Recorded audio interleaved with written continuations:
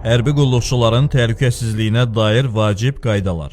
Son araşdırmalar göstərir ki, bəzi hərbi hissələrdə baş verən hadisələr ailə üzvləri ilə telefon danışığı zamanı hərbi qulluqçulara ötürülən negativ məlumatlarla bağlıdır.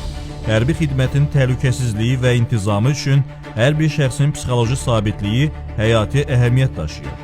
Mənfi məlumatlar depressiya, özünə qapanma və ciddi təhlükəli hallar, özünə qəsd və sağlamlığa zərər yarada bilər.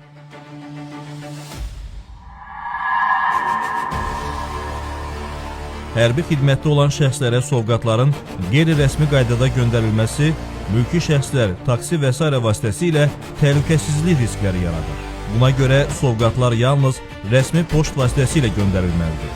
Bu zaman poçt haqqında Azərbaycan Respublikasının qanunu və Nazirlər Kabinetinin 9 dekabr 2004-cü il tarixli qərarı ilə təsdiq edilmiş poçt göndərişlərində göndərilməsi qadağan olan malların və əşyaların siyahısı rəhbər tutur. Bu göndərişlər ünvana tam ödənişsiz çatdırılır. Valideynlərdən və yaxınlarından xahiş olunur. Övladların psixoloji durumunu nəzərə alaraq məlumat verir. Sovqatları yalnız rəsmi qaydada göndərin. Qeyri-rəsmi vasitələrdən istifadə etməyin.